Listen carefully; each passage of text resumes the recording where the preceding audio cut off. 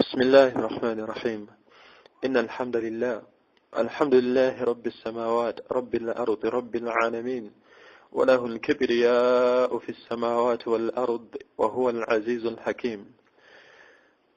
أشهد أن لا إله إلا الله وحده لا شريك له، وأشهد أن محمد عبده ورسوله الذي أرسله إلى جميع ثقلين الجن والإنس وداعيا إلى الله بإذنه وسراجا منيرا. ولقد وصينا الذين أوتوا الكتاب من قبلكم وإياكم أن اتقوا الله يا أيها الذين آمنوا اتقوا الله حق تقاته ولا تموتن إلا وأنتم مسلمون. وبعد، يقول ربنا تبارك وتعالى بعد أعوذ بالله من الشيطان الرجيم: سيقول السفهاء من الناس ما ولاهم عن قبلتهم سيقول السفهاء من الناس ما ولاهم عن قبلتهم التي كانوا عليها قل الله المشرق والمغرب يهدي من يشاء إلى صراط مستقيم. رب اشرح لي صدري ويسر لي أمري واحلل عقدة من لساني يفقه قولي. أتنزو الله تبارك وتعالى نني متنا مجه أغترم بكيندف بلشتين شنا الله سبحانه وتعالى اتمتين بناچو era kyeyetenda nakyo era kyasiima nga tumutenze nakyo. Allah subhanahu wa ta'ala akiina mu bujjuvu bwakyo nga tekiriimu yadde obukendeevu. Yagamba okitibwa Allah subhanahu wa ta'ala al-Hafidh, omukuumi Allah nga talina bwetaavu bwa bukuumi, naye ng'ebitonde byonna byetulabako ne bitalako byonna nga muhtaajun, byonna nga buli kitonde kyonna kyetaavu eri obukuumi wa Allah subhanahu wa ta'ala. وهو خير الحافظين، يمكومي asinga mu mbeera zonna. Baminisita, bakulembeze b'amawanga, bagagga ne ssente zaabwe, bannannyini mayumba n'amayumba gaabwe, bannannyini assets zonna ze balina ne be balina, bonna beetaaga obukuumi okuva eri Allah subhanahu wa ta'ala. Yayawukana Allah subhanahu wa ta'ala subhanahu wa ta'ala amma yushrikun. Yayawukana Allah subhanahu wa ta'ala talina bwetaavu bwa bukuumi bwa kitonde kyonna, talina bwetaavu bwa bukuumi bwa kitonde kyonna, talina bwetaavu bwa kitonde kyonna mu mbeera z'ebitonde byonna nga byebitonda byonna. Yagamba nti khuliqa al-insanu da'if, Allah yatonda omuntu ono nga da'ifa, nga mukendeevu. Allah yantonda, okutonda kwange naawe obutonda Allah bwe yatutondamu nga ffenna tuli banafu. Tetulina kye tuyinza kwegasa nakyo okuggyako ekyo Allah subhanahu wa ta'ala kyatugesezza nakyo. Ahibati, abaagalwa abooluganda abakkiriza, ffenna ensonga zaffe tuzizza eri Allah. Yagamba nti wahuwa ala kulli shay'in qadir, teriyo mugagga ayinza kumalira kyalo byetaago byakyo. Kababeera abakadde abatuzaala era okusomesa kwe batusomesa, ayagala weetengerere kyayita okubeera nga weebeezaawo nkusomesa naawe otandika obulamu bwo. Bazadde abaffe bakendeevu, nze naawe abazadde bakendeevu eri abaana buli omu balina. Omuteekerateekera oba omuteekateeka omwanguyiriza oba kyoyita okumwanguyiriza mu kusoma kwe, owulira ali dependent nnyo ku ggwe olw'obukendeevu bwo nange olw'obukendeevu bwange n'obukendeevu bw'ezzadde n'ensi yonna nga bwe tufaanana. Omuzadde awulira nga alina waakooye oba nga akooye okulabirira omwana ono. Teriyo kitonde kiyinza kumalira kitonde kinne waakyo bwetaavu. Byonna mu mawanika ga Allah. walillahi khaza'inu samawati wal ard. Yagamba nti alina amawanika g'ensi eno n'eggulu, oyo tayinza kuviikako okuggyako illa man safiha nafsahu, okuggyako omuntu yayononeka obwongo. Oyo Allah subhanahu wa ta'ala tayinza kuviikako okuggyako omuddu alina entegeera eyewunyisa. Ensonga zaffe tuzimukwase. Yagamba nti wahuwa ala kulli shay'in qadir, ku byonna musobozi. Tumulaajina obushirwa Allah tabaraka wa ta'ala asebenga n'emirembe ku Nabbi Muhammad sallallahu alayhi wa sallama, gwe yatutumira nga eno yagireka nga eri mu kitangaala, ng'obudde obw'ekiro bulinga bwa misana, nga buli anoonya obulungamu adde yatumye mu bigambo by'omubaka Muhammad sallallahu alayhi wa sallama. Yali nkola y'abalongoofu abatusooka, nga kizibu nnyo okuzibya olunaku nga tawulidde ku mawulire ga mbaka, tawulidde ku bigambo bya mbaka, tawulidde ku mawulire gamuyozaayoza, gamusanyusa, gamulawula, gamuwa ssuubi gy'alaga, gamuwa kulongoosa, gubadde mulembe guno wallahi ng'omuddu zaama annahu muslim, omuddu eyeerowoozesa oba eyeerowooza oba eyeeyita nti musiraamu nze naawe, nga tusobola okuzibya olunaku ne tukeesa ne tukwata olulala, ne tukeesa ne tukwata olulala, ne tuzibya ne tukeesa olulala, ng'omuddu tawulidde ku bigambo bya mbaka Muhammad sallallahu alaihi wasallam, Allah bye yakoonamu ebigambo byonna nti bwalinga bubaka, wama yantiqu anil hawa, omubaka oyo teyayogerako ng'ajja ku kwagala kwe, bonna bwalinga bubaka okuva eri Allah tabaraka wa taala. Obudde butwala okuwuliriza amawulire, obudde butwala bannannyini bya mizannyo okufa ebifa, okumanya ebifa mu ttiimu yo, simanya ebifa mu politics, ekibiina kyo NRM etuuseewa DPFDC n'abalala bannakatemba abafaanana bwe batyo. Embeera efaanana bwetyo tufaayo okumanya updates z'ebibiina, naye abaffe ebigambo by'omubaka wali obaddekawo ng'owulira olulunkana okuwulira ebigambo by'omubaka eby'olunaku. Hadithi mmeka z'owulira? Mama w'abaana hadithi mmeka z'amanyi? Era ebigambo by'omubaka amanyi kigero ki? Nga bw'olowooza ne ku siddi z'omutwalira eza firimu, obudde bwatwala obuzannyo bwonna obwo nga bwonna bumuli mu mutwe, ziringa aya za Qur'an. Abooluganda abakkiriza, bwagazi bwa mbaka bwe bwatuula mu mitima gy'abalongoofu abatusooka okubeera nga bo daiman omusajja omulaba akaseera konna layla wa nahar, kiro na misana addingana okuli ebigambo by'omubaka. Abamu baamukyalirangako n'ekiro nga bawulira tebaagala kumusuwa. Omulala musajja mulala yajja n'amugamba nti omubaka, mpulira siyinza gumiikiriza kutuula mu nju yange, nkutuula mu nju ne nkulowooza, naye mpulira nga siyinza gumiikiriza okuggyako nga nzize fa andhuru ilaika, ne nzija ne nkutunulako. Bwe mpulira nga omutima gwange gugenda gufuna obutebenkevu kutunula ku mbaka. Oluganda abakkiriza, omubaka takyaliwo, ebigambo bye weebiri, sunna ze weeziri, ekyo ekikulaga obwagazi bw'olina eri omubaka, era ekyo ekikulaga ddala gye waali baddemu singa omubaka abaddewo. Olaba ebigambo bye tobyagala biwuliriza, twagala okuwuliriza kaliyo ki, n'ebirala kasasira afaanana bw'atyo. Oluganda abakkiriza, omukkiriza obulamu bwe Allah subhanahu wa ta'ala yabukoya Qur'ani nga bwe buwangaazi bwe. Tuli mwezi shahrul mubarak, shahrul Qur'an, shahru gwonna ebitendo bye bagutuumya abamanyi n'obujulizi bwe bakozesezza. Mwezi gwa muddu kubeera nga weefubako, omwezi gwa kubeera ng'oyongera ku kigero ky'eddiini ky'olowooza ky'olina. Omwezi gutambula, tusadde oba twasadde oba twasala tarawih ey'okubiri. Mwezi shahrul qiyam, tahajjud wal qiyam, mwezi gwa kulafuubana kuyimirirako kiro, layl, omuddu bakulabe mu thuluth al-layl ng'amaziga okulukusa mu nju yo ojjukidde olowoozezza ku byosobezza Allah, ndowoozezza ku byensobezza Allah. Mu mwezi guno ogwa Ramadan, Allah subhanahu wa ta'ala bwe yali agwogerako oluvannyuma lw'okubeera nga furida, yagufuula nga guli farada gye tuli eri abo Allah bye yanokola abalina obusobozi mu kusiiba. Yagamba nti fahuwa khairun lakum, okusiiba mwana wattu kwe kwali badde ate okulungi gye muli. Naye waggulu wa aya ezo, aya gye mbadde njagalako, Allah subhanahu wa ta'ala yagamba nti okusiiba kuno Ramadan si mmwe musoose okusiiba, kama kutiba ala alladhina min qablikum, oba kama furida, oba Allah nga bwe yakulalika kwabo ababasooka, si mmwe eno umma si mmwe musoose okusiiba. Ne bwekityo omuddu asiibya tefunanga entegeera nti okoze ibaada ate esinga okubeera ey'ekika ekyawaggulu etakolebwangako, wabula enjawulo eri wakati waffe ne bali abatusooka mu kusiiba. Mwana wattu bo mu kuddingana okukola emirimu, ate mu Ramadan baalinga bayitirivu. Ffe twenyumiriza mu muwendo gwa kusiiba na bisiibo bye tusiibye na nnamba nnyingi, naye nga bw'otunula muamalat, bw'otunula emirimu gye tukoze mu Ramadan, wallahi gyewuunyisa. Omuddu n'amalako Ramadan nga tasomeddemu yadde jjuzu ya Qur'an. Omuddu n'amalako Ramadan nga yasaruna kuva mu 2014 lwe yatandika okusiiba, 2099 mu biki, eyo gyonna emyaka nga Qur'an tewali, hatta al'ana Qur'an tewali, naye nga tubala muwendo gwa bungi bwa myezi gye tusiibye, naye nga tuyinza kubala bulungi bwa jjuzu z'osomye.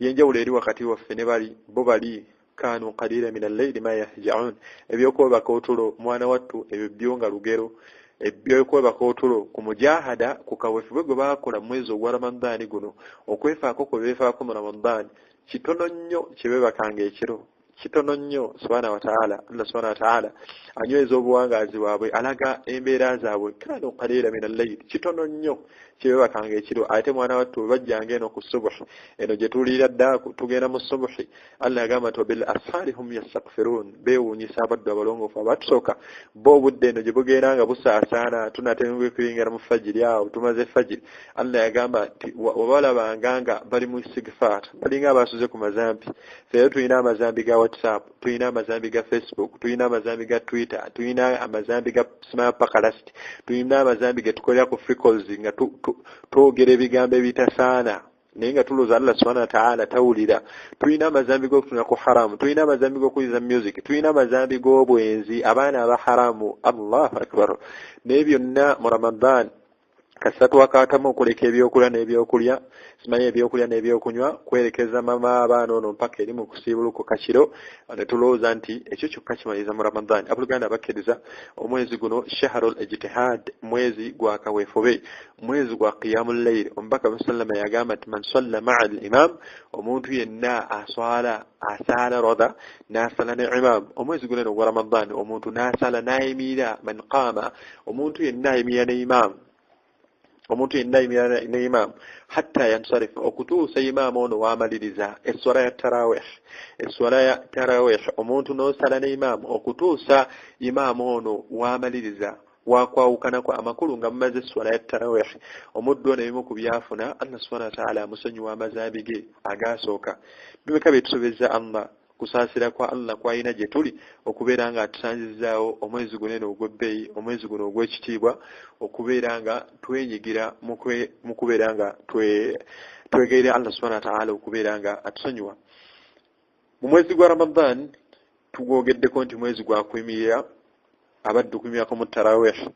Abaddu bangi baakoma okuyimirako mu maaso ga Allah mu budde bw'ekiro naddala ba'da salati al-isha'i mu swala ezimu eza nawasil tuddamu swala ya tarawih. Abaddu baakoma okuyimirako mu maaso ga Allah mu tarawih. Eya Ramadan eri ewedde ate nga mwana wattu naye okuyimirira kwayo mu kuyimirira kwayo we yayimiriramu abangi twayimirira mu kukaaba amagulu empuli yankooye ne tusalako nga tutudde n'oyimirira n'obongootera mu swala ogenda okutuuka ku raka nga baga nti kati tugenda kusaala witiri nga gwe kennyini obuusabuusa yiyi tetwakasaala bbiri tetwakasaala nnya awe tutuuse eno wetuuse mu kusaala tarawih.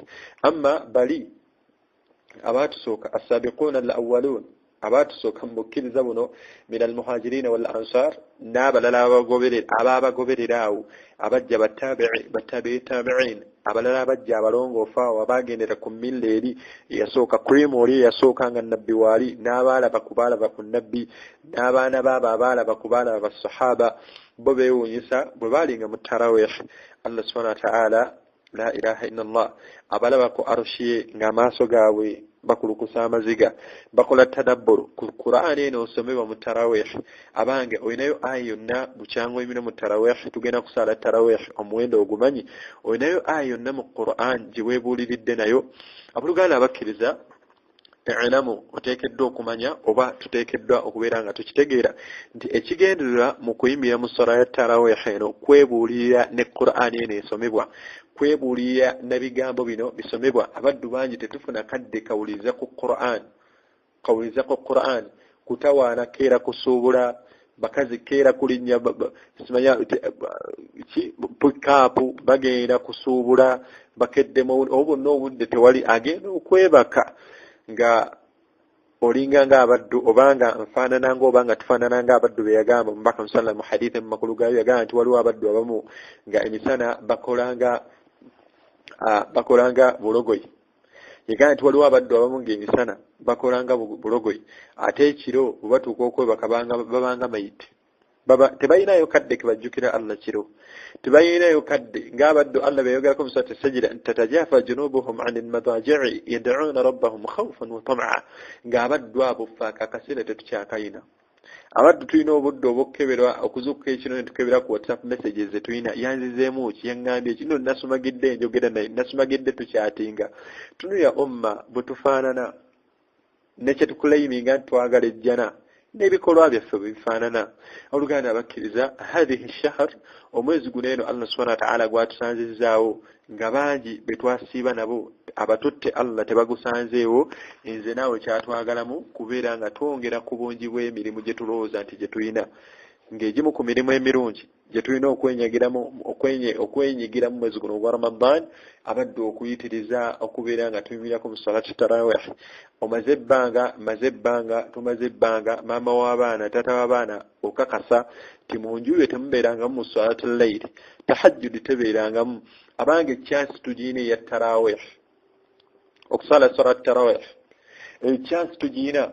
Abaddu bangi baganda baffe Allah bateresezza Qur'ani mu mitwe gyabwe, batusaaza tugende tuyimire emabega mu tarawih, tufumintize ku Qur'ani esomebwa, tuwulize ku Qur'ani. Amatu gaffe ebbanga ligamaze nga gawuliriza music, amatu gaffe abakyala ebbanga ligamaze nga gawuliriza olugambo, kugeya, kutemerera, kunyumya kugundi. Hatta n'abafumbo tebanneebaka kiro, batuddawo banyumiikiriza ne batandika okunyumya ku neiba, baawo mukyala ne bbaawe, ne banyumya kugundi, ne banyumya kugundi, ne banyumya kugundi. Amatu ago bujulizi ki olowooza amatu go bwe gagenda okuwaako mu maaso ga Allah ng'obujulizi bwa Qur'ani temuli?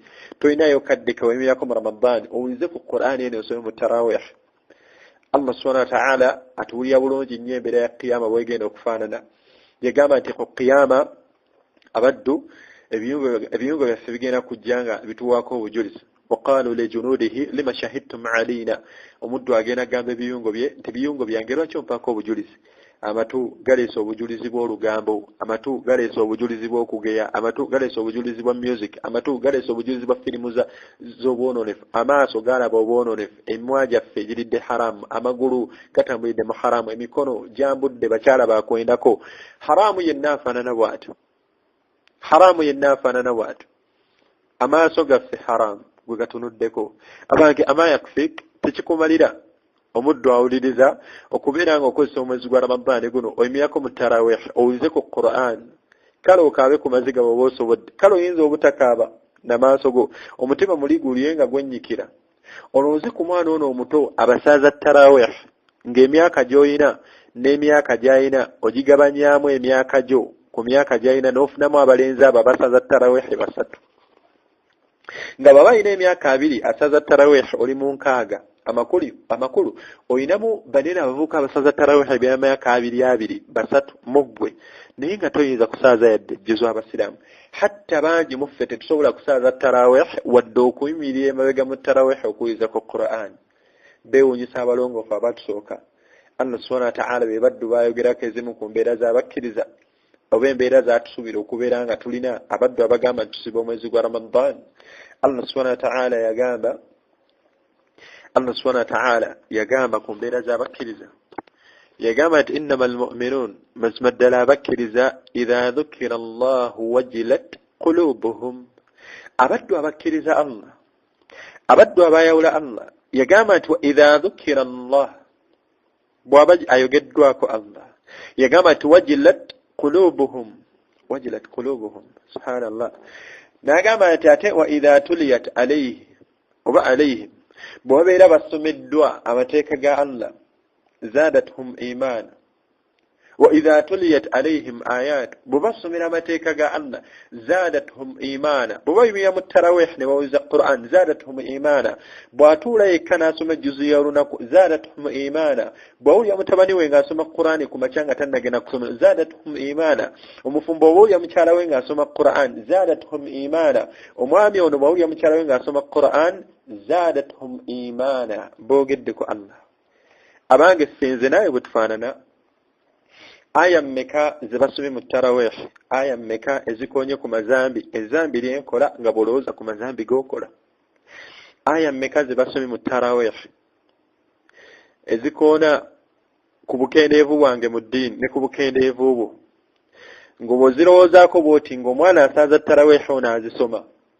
Baganda baffe abamu Allah subhanahu wa ta'ala abawadde ng'atuuka ku aya bitadabbur naddamu n'agiddamu omulundi gumu oba esatu eyingire mu mitima gy'abaddu bano abali emabega. Abange hal indaka aya, oyinako aya yonna gye basomye mu tarawih neefumita mu mutima gwo wano neeku athar n'owulira ng'ekkaaba by'amaziga nga bolowooza ebibiina byammwe ebya politics amaziga gebikaabiza naye ng'ewa Allah okukaaba okwo tekuliiyo ng'olowoozezza ku mateeka ge. mu aya endala tabaraka wa ta'ala yagamba nti wa idha dhukira Allahu wahdahu ishma'azzat قلوب الذين لا يؤمنون بالآخرة وإذا ذكر الذين من دونه إذا هم يستبشرون بيون يسابدوا أبالوا على متما الله يقامت وابا يقدواك الله وحده مبوموبي اشمعزت أبد بولي لوكو تموى بولي لوكو كاولي روا بولي لا أبنيف أبو سونغ بوغدك الله بسمي القرآن ومدو جنو كل يانغا أنيزي nenda mugendo somereri Qur'ani uruza buli mwana agala okuyiza Qur'ani ge ne waberawo awuliza ennyimba waberawo awuliza omupiira nawe otuwoganyiza Qur'ani teeka kompola mpola owulirize wekka ne okubeerako ebidongo bwekubeerako mipiira abaddu bawuliza bitiimu byabwe nga bisamba obwonga ateekayo n'ebirowoozo n'omutima ogenda okulaba nga kirabise ku maaso ge ng'amaziga akulukusizza amma al-Qur'an bwe kituuka mu Qur'an ogenda okulaba nga aseka. Allah yagamba afamin hadha alhadith ta'jabun wa tadhakuna wa la tabqun wa antum samidun. Allah subhanahu wa ta'ala yagamba nti Qur'an eno abuyaganaga Qur'an gemwewuunya wa tadhakuna wa la tabqun ne mudda mu kuseka ne mutakaaba. Allah subhanahu wa ta'ala aleta Qur'an amawulire bigambo bye aleta nga anyweza oba alaga obuwangazi bwe tulimu obuwangazi bwe tugendamu n'obuwangazi bwe tuddako tensi zonna Qur'an eziina abange wali olowoozezaako mu Qur'an Allah subhanahu wa ta'ala nga aleese n'akoona ku kyakonyeeko nga kikwatako bwe gubeera muliro ng'ayogera ku mbeera gy'oliko ng'alaganyisa abali ku mbeera eyo nti agenda bookya n'olaba amaaso go gano nga gakulukusa amaziga olinayo ku biyengeyenge ogenda okulaba ebiyengeyenge bizze mu maaso go. Abooluganda abakkiriza tuyimiridde mu tarawih naye abange kiki weebuliridde nakyo gwe mu tarawih mu jjuzo ey'okubiri twabadde mu jjuzo ey'esooka tugende mu jjuzo ey'okubiri gwe mu jjuzo ey'okubiri wayizeemu ki?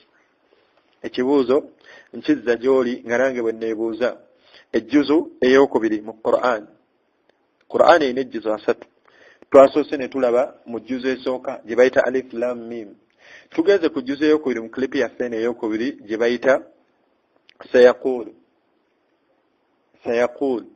abaffe omanyi weeri mu Qur'an etandikira ku aya yakumeka naye abaddu tumanyi abazannyi ababula mu ttiimu zaffe ez'omupiira zitereere osanga omuddu nga ebirowoozo byonna biri mu muzannyi gw'alowoozaako ayinza okutereeza ttiimu yaabwe naye nga abazannyi bennyini balowoozaako bo bennyini tebamulowoozaako naye nga Allah subhanahu wa ta'ala yagamba nti fadhkuruni adhkurukum washkuruni wala takfurun muddu wange enzijukira ndowoozaako nange ngenda kukulowoozaako ate nga yeewunyisa Allah tabaraka wa ta'ala takwerabira ne woba omwerabidde.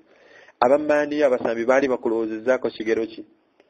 Omubaka Muhammad sallallahu alayhi wa sallam yakulowoozaako nga takulabyeko udittu law ra'aytu ikhwani nabbi yagamba nti neegomba singa ndabye ku baganda bange basaba mugamba nti lasna ikhwanuk fete tuli baganda bo nagamba nti bal antum ashabi mwe muli mikwano gyange nagamba nti bal ikhwani be bayita baganda bange oba bempita baganda bange unasun be bantu abagenda okujja ba'd oluvannyuma lwange nga bamugamba bugambi nti omubaka ekirevu teyakwatako n'akita bamugamba bugambi nti empale z'omubaka tezasukka bukongovule tatunulira bbeeyi ya suuti tatunulira bbeeyi ya kanzu tatunulira bbeeyi ya lugoye wabula atunulira kimu jana ghaya ejjana eno nga kyekiruubirirwa kye ebigambo by'omubaka taddamu omuddu afaanana bw'atyo nabbi yakulowoozaako nabbi sunna ze alowoozako gwe gwateekerateekera obulamu bw'onaatamassaka ku sunna ze oba oli awo n'atuuka ewa Allah ng'oli mubaddu Allah subhanahu wa ta'ala baasiimye. Abange biki bye tulowoozezzaako Qur'ani tugifumiitirizzaako Allah yagamba nti afala yatadabbaruuna al-Qur'an am ala qulubin aqfaluha yagamba nti abange abaddu tebafumiitiriza ku Qur'an.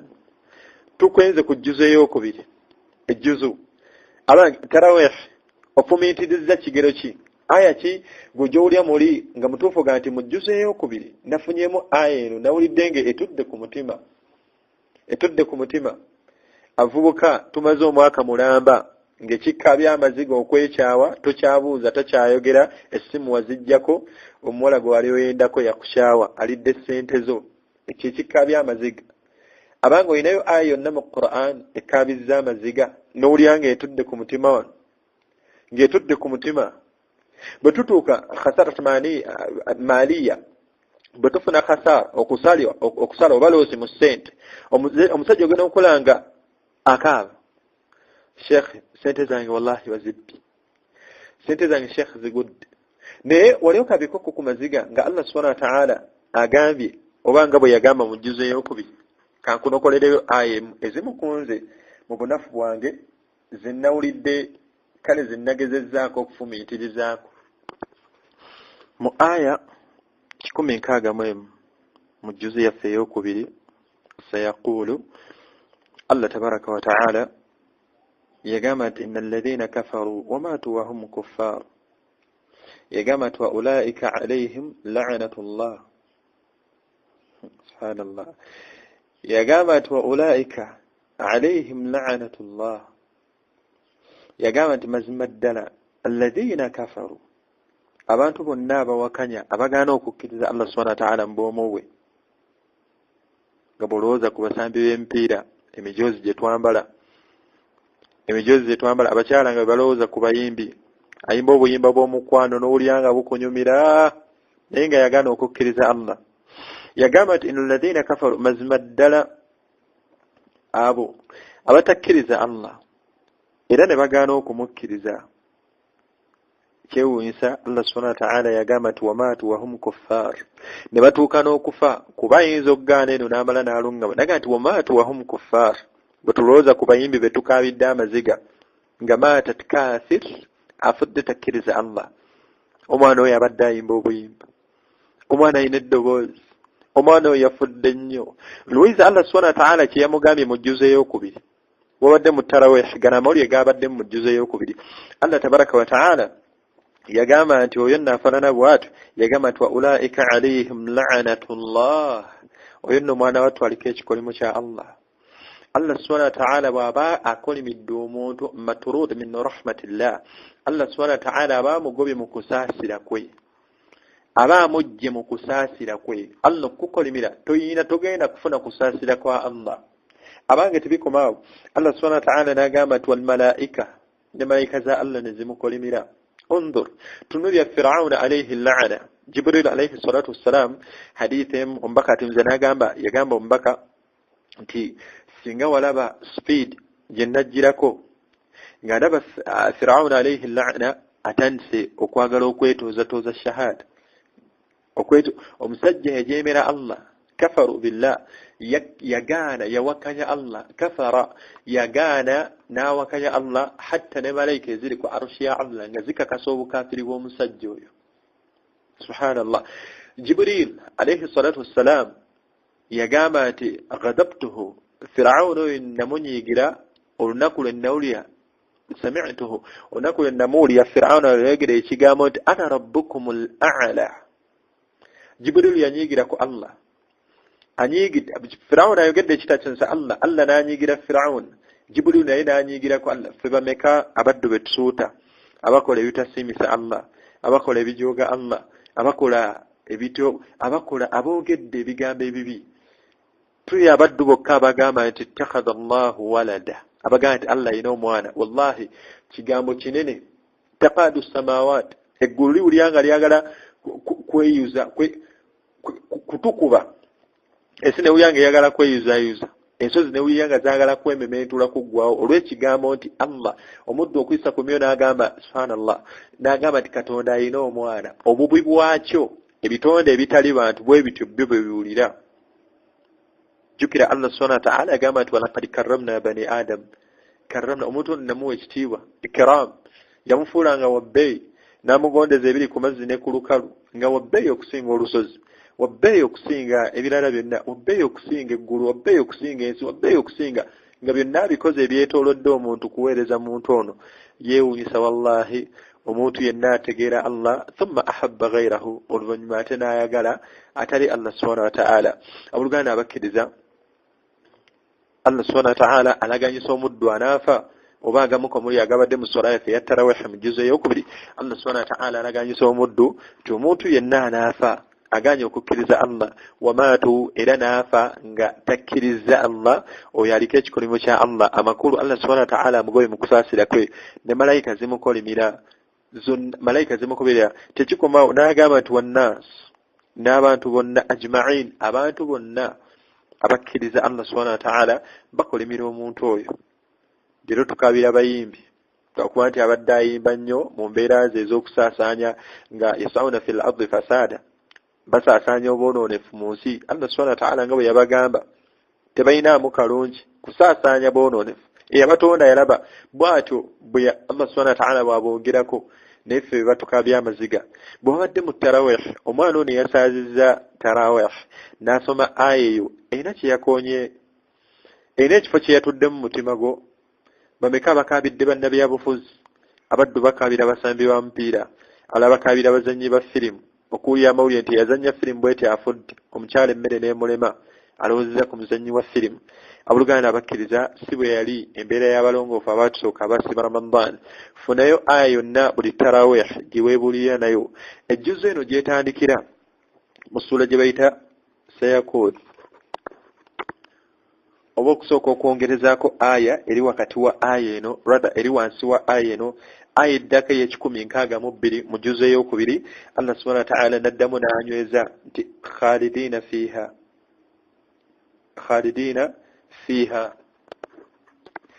embeera eno bagenda gibeerako lubeerera embeera eno Allah subhanahu wa ta'ala amakulu buli wakujjako okusaasira kwe aba akutaddeko obusungu bwe Allah buli wakujjako okusaasira kwe kyennyume kye kikuddako aba akutaddeko obusungu bwe yagaa nti khalidina fiha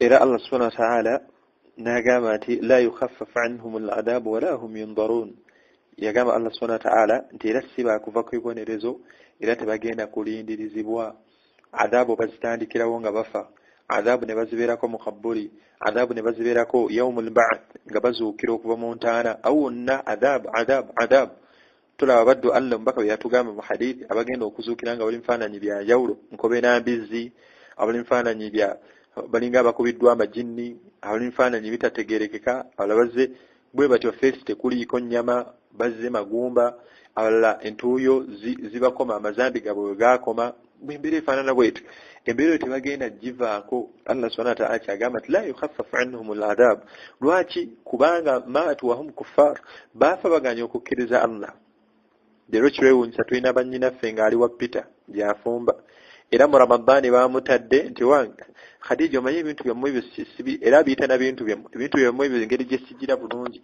gye sibiriimu waligenze n'osibira ewa maama yeewuunyisa omuzadde era muwala we bw'awamattuka ewa Peter abadde wa Josefu nga byonna afumba mbizitwala tugende yafumbawo akanyama ke baawe ye muli wa mbeera efaanana bwetyo gyawamattuka eyo najja n'asiiba omwezi n'agusiibira ewa Haji Ramadani bweggwa Haji namugamba munnayo jjuddeyo mu bufumbo obudde no bugize genda eri munno wulira gy'amuzza nga bw'olowooza n'ekitonde ekyo Allah enneewerera gy'akyewereramu singa kinaafiira ku ntegere ennafu nga tekimutegedde naye Allah subhanahu wa ta'ala agamba nti abantu abo la yukhaffafu anhum al'adab Allah subhanahu wa ta'ala tagenda bakendereza kibonerezo bw'aba tagenda bakendereza amakulu ekyennyume kikulaga nti Allah agenda bongera bwogezi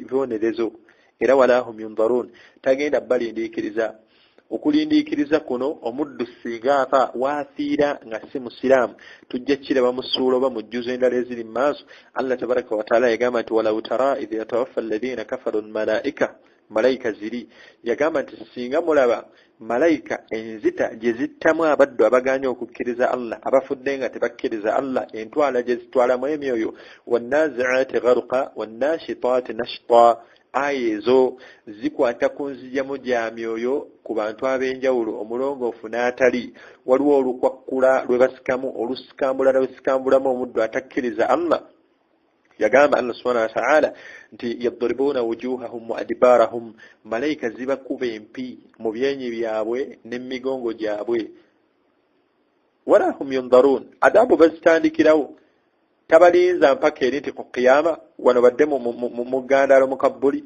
bwe batuuka mu kabbuli ate ashad la ilaha illa Allah twalikabidde abatali ba sahaba singa aya eno twagirowozezaako mu tarawih kyobola abaganda baffe bangi abasaza tarawih ogenda okulanga akaaba amaziga oluusi alowozeza ku aya tekwata ku ye erowooza ekutte ku mwannyina ekutte ku mutabani we ekutte ku muganda we ekutte ku mukwano gwe n'akaaba amaziga naddingana aya ali mu kujjanjaba mutima abooluganda abakkiriza gw'olinayo aya yonna eyakyusizza obuwangaazi bwo gy'owulira nga omutima guno erina kye yataddeko erina we yatudde erina ekifo kye yatuddeko mu mutima gwo abooluganda abakkiriza essola y'etarawih kigendererwa kuwuliriza ku Qur'ani eno ate kwebuulirira n'ebigambo ebisomebwa mu swala y'etarawih nga mmaliriza ebigambo byange tugenda ku aya esookera ddala ku jjuzu eno gye bayita wa idha sami'u oba etandika n'ekigambo nti wa idha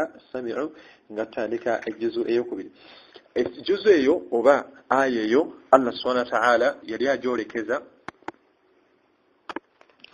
afwan ejjuzu bagiyita sayaqulu si wa idha sami'u eri maaso ejjuzu bagiyita sayaqul Allah tabaraka wa ta'ala aya eyo gye nasoose okuwonako Allah subhanahu wa ta'ala yali agyolekeza oba agamba omubaka Muhammad sallama nga amawulire agalimu alina bagenda okugolekeza nga bwe tugenda okulaba yagamba omusisiibwa Allah subhanahu wa ta'ala yagamba nti sayaqulu amakulu yagamba Allah tabaraka wa ta'ala nti bajja gamba sufaha oba omuntu nga safiha ye muntu abeera alina okutegeera okunafu Allah subhanahu wa ta'ala bagamba nti sayaqulu sufahaa'u minan nas bajja gamba abo abalina okutegeera okunafu abamu mu bantu ma wallahum an qiblatihim allati kanu alayha kyekibakyusisizza oba kyekyabakyusisa obwolekero bwabwe bwe balinga basayala omukkiriza yenna oteekeddwa okumanya nti omubaka Muhammad sallama mu initially balinga basaala oba ye yalinga asaala naye nga boolekera Baitul Maqdis oba gye bayita Yerusalemu nga eyo gye baayolekeranga ewali omuzikiti ogwo gye baatunulanga nkakasa omuddu yenna afaayo ku busiraamu bwe omuzikiti ogwo ebyafaayo byagwo olina okubeera nga obitegeera bulungi guliko ebigambo bingi guliko ebigwetoolodde bingi nga abalyazaamaanya baagala kuwamba we guli naye eringi ya Allah tabaraka wa taala tusaba Allah subhanahu wa taala abeere nga agitaasa agijje mu balabe gy'emikono agijje mu mikono gy'abaddu aboononefu agijje mu mikono gy'abalabe b'obusiraamu n'obwononefu bwabwe abeere nga ataasa omuzikiti gwe era agutukuumire kikakata ku buli musiraamu okufaayo ennyo okumanya ku mawulire agakwata ku muzikiti ogwo ekittisa baganda bafe Abapalestine ensonga si ndala yonna oba ezimu ku nsonga enkulu ennene nnyo muzikiti ogwo gwawambibwa oba baagala gwezza Abayisirayiri ebyo si mbadde njagala naye okukoonako katono n'ebigambo bingi obubonero bwa kiyama bungi obugenda okulaberekera ku muzikiti ogwo nga bwe byajja mu hadithi ennyingi naye omubaka mu kusaala yalinga ayolekera Yerusalemu oba gye bayita Jerusalem yalinga ayolekera ewali omuzikiti ogwo era nga gy'atunula ng'akola ki ng'asaala era mu kusenguka n'esenka n'agenda e Madiina nga era gye batunula mu kusaala kwabwe baalinga bakola ki bwe baalinga basaala era sahaba bwe mbasirabidde ye bamuyita Al-Bara'u ibn Azib sahaba oyo atugamba nti omubaka Muhammad sallallahu alaihi wasallam bwe yajja amakulu ng'asenguse okuva e Madiina amakulu ga hadith yagamba nti yasalanga ayolekedde Yerusaleme oba Yerusaleme okumala emyezi abamu bagamba nti okumala emyezi nga 16 aba bagamba nti emyezi 17 naye omubaka yayagalanga nnyo obwagazi bwe yalina eri ennyumba ya Allah tabaraka wa ta'ala ey'e Makka nga alowooza nnyo ennyumba yo era nga yeegomba nnyo singa asadde atunudde ku Kaaba bw'atyo Allah subhanahu wa ta'ala alimul ghaibi wa shahada amanyi ma nukhfi wa ma nu'lin byonna byetukweka ne byetwolesa omubaka musallama yawuliranga yasaalirwanga nnyo okubeera nga obwolekero bwe tabwolekeza nga wuli yayagala nnyo okusala nga atunudde ku Kaaba oba ewali Baitul Haram ennyumba eno ey'emizizo amakulu ku Kaaba omubaka nga yeegomba nnyo okubeera nga asadde nga gy'atunudde Allah subhanahu wa ta'ala oluvannyuma n'amusiimira okubeera nga bakyusa obwolekero bwabwe gye batunula nga basaala n'akyusa n'abagamba nti kati mukyuse temusaali temutunulira ku ki ku Baitul Maqdis temutunulira eri temutunulira ku Masjid al-Aqsa wabula mukyuke mutunule Allah subhanahu wa ta'ala mukyusizamu abirenga atunula e Makka, atunule Sayyid oba atunule ku muzikiti gw'e Makka oba atunule mu Kaaba mwaba Sayyid gy'abatunula ng'akola ki ng'asaala. Abayudaaya kyali kibasanyusa nnyo okulaba omubaka nga asadde oba ng'asaala atunulidde mu Yerusaalemi oba Yerusaalemi. Lwaki? Kubanga bo abamu bo era Allah nga bwe yabayise sufahau baali balina entegeera nti Allah ali mu Yerusaalemi yokka era nga bakakasa yenna anoonyeewo okutunula Allah waali alina kutunula Yerusaalemi yekka. Kyobala Allah subhanahu wa ta'ala yayongerezaako mu ssuula eno olwala tejjuza eno weetandikira aya eri waggulu n'agamba nti qulillahi al-mashriq wal-maghrib, bagambe nti Allah subhanahu wa ta'ala ebuvanjuba n'ebugwanjuba wonna wa Allah tabaraka wa ta'ala, wonna wa Allahu subhanahu wa ta'ala, nga bajjamu entegeereri gye bakola ki gye baali balina. Yahdi man yasha ila siratil mustaqim, bw'atyo Allah subhanahu wa ta'ala alungamye ogwabeera yagadde, alungamye Allah subhanahu wa ta'ala gwabeera yagadde okumulaza oba amulungamya ku kkubo ery'obulungamu. Aya nnyingi ezaddako wansi era nga zinnyonnyola bingi ebyaliwaawo mu kukyusa. Beebuuza lwaki akyusizza kwega bwe bityo. Ejjuzu ey'okubiri bwetyo bwetandika, abanga bakkiriza ddayo ofuneyo kwakadde oyiteyitemukko mu Qur'an. Bw'obeera nga togimanyi, ffenna tuli bakendeevu, tetumanyi Qur'an, ffenna neetaagira ddala okutuula ewali abo bali mu nsome nga naye bwe weetaaga okutuula ewali abo bali mu nsome. Tufeeyo nnyo. Gw'obadde omanyi olwaki otunula mu Kaaba, obadde omanyi lwaki otunula gw'obadde omanyi lwaki otunula gy'otunula ng'osaala. Abange byonna mu Qur'an, Allah bwe yayogera ku Qur'an eno yagamba nti Qur'an tibyanan li kulli shay'in, Qur'an eno yannyonnyola buli nsonga yonna, buli nsonga gye weebuuza mu Qur'an mweri. Bwe tunaaba tetufissizaawo budde kutuula kufumiitiza ku kitabo kyaffe kino Allah kye yatuwa nga bigambo bya Allah, abange umma eno gyeraga wayinza okubeera ewazibu. Ojja kusanga aleeta obujulizi ng'ate aleeta buli obukadde obw'okutunula mu Yerusaalemi. Oyo n'amuwona obujulizi ogenda bujjawa omwekwakkulako nga tomanyi na byabadde mu jjuzu yakubiri, tomanyi wadde abanga bakkiriza. Nze naawe ffenna tuli bakendeevu bakumanya illa ma allamtana, okujjako Allah subhanahu wa ta'ala beera akoze ki, beera atuyigiriza. Tumusabe Allah subhanahu wa ta'ala atuyigiriza okusoma ekitabo kye Qur'an, tumusabe Allah subhanahu wa ta'ala atuwe okutegeera ekitabo kye Qur'an, era tumusabe Allah subhanahu wa ta'ala atuwe okukolera n'okusomesa n'okweyigiriza wakati waffe ekitabo kye. Abange saadatul haqiqiyya kwe kwesiima okwannamaddala, kwe kwesiima ku nnyinyi okutuufu. Olinayo aya yonna mu jjuzu ey'okubiri naawe yakunyumidde, olinayo aya yonna mu jjuzu ey'okubiri gye walowoozezzaako n'owulira ng'erina kyekukyusizzaako. Mama abaana alinayo aya yonna gye yawulidde mu tarawih, ne mudda nga mu tarawih awo mujja muginyumyamu. Abaddu bangi bwe tuba mu jjaamu nga tuva mu tarawih, abaddu balaba mu mmotoka nga bali mu mmotoka nga 4 5 bali mu 6, motoka balina nnene nnungi nnyo masha Allah, Allah akuteremu baraka. Bwe tuva mu tarawih wano tujja tunyumya ku ki? Omwami bw'otuuka ewaka mama abaana ono munyumya ku ki? Mulina aya yonna gye munyumyako ku aya n'omubuuza mama abaana, owange aya ki gy'owulidde mu tarawih ekunyumidde? Aya ki gy'owulidde mu tarawih gy'owulidde nga etudde wano ku mutima nga naye bw'omuwulira? Ze zaali emboozi z'abasahaba ne bakyala baabwe. Oba ffe tulina mboozi ki? Maka gaffe mutuwangaalira fissa yakadde. Lowooza ku buli jjuzu yonna esaalibwa mu tarawih. Ejjuzu ziri 30 biidhnillahi tabaraka wa ta'ala.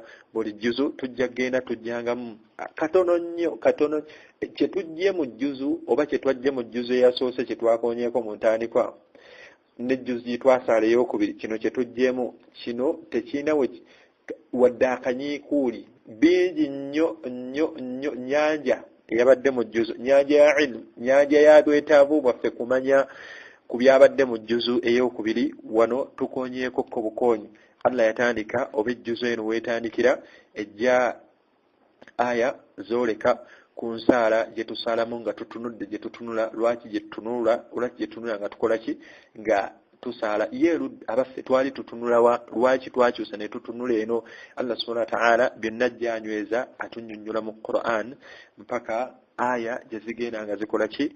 nga zeeyongera. Eno page in fact aya eno ne page eyokubiri rather page eno esooka ne page eyokubiri zonna zijja zinnyonnyola nsonga eyo lwaki tutunudde eno, abakwawukanako bo balamula batya. Gonna amawulire ogenda gasanga mu jjuzo eno gye bayita sayaqulu sufahaau.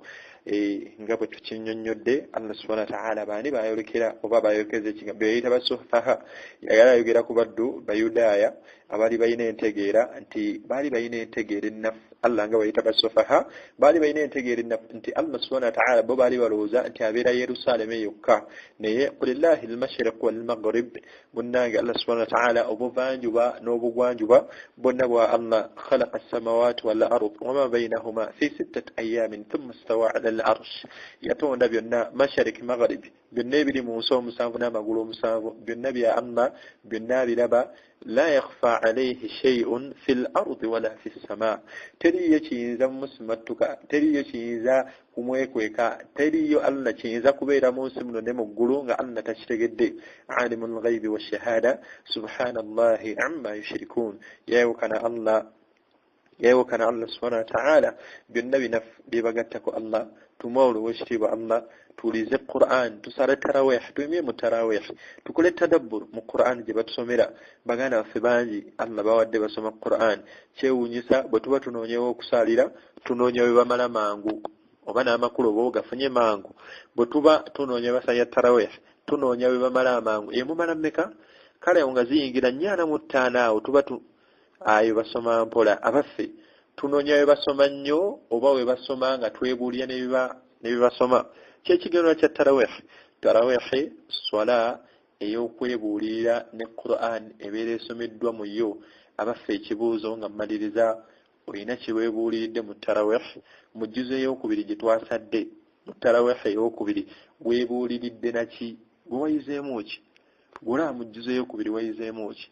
Bi'idhnillahi tabaraka wa ta'ala tujja kutandikirawo. Allah subhanahu wa ta'ala atusonyiwe byensobezza mu bigambo bye ebirongoose mu byo byonna min indillah, bivudde eri Allah. Ebisobye min indi shaitan. Nsaba Allah subhanahu wa ta'ala ansonyiwe, ffenna atusonyiwe bitusobya mu bigambo bye n'ebibeera oba oliawo byatuyambye ne tutuukiriza mu byo ne tubitegeera nga bw'ayagala tubitegeere. Nsaba Allah abeere ng'atuwamu obulungi fi dunya wal akhira. Mbakubiriza eno shahadul ijtihad, mwezi gwakwefaako, gwakwefubako, gwakaweefube. Tukendeeze ku tulo, tukendeeze mu kulaba firimu, tukendeeze mu mboozi. Yigira mangu obuliri weebake, ojja kuzuuka mangu. Sala tarawih, ofunayo n'akadde akazuukuka. Bw'osala tarawih biba tebiwedde, funayo akadde kali ak'okuzuukuka ng'ogenda kulowooza ku mazambi g'okaabe nga bwe ndowooza ku gange byensobezza Allah, obwenzi bwe tukoze bwenkoze, okumpanya kwenkumpanyizza oba oliawo nawe kwokumpanyizza, okutemerera kwentemeredde kwotemeredde, byonna sissaayo akadde eddakiika z'oba osobodde onzuukuke osaaleko. Mama abaana muzuukuse, n'abalala bonna ab'omunju b'osobola bazuukuse, bafuneyo akadde ak'okuwanjagira Allah. Mwezi gwa kusaba Allah, mwezi gwa du'a. Subhanaka Allahumma bihamdika nashhadu an la ilaha illa anta nastaghfiruka wa natubu ilayk. Assalamu alaykum wa rahmatullahi wa barakatuhu.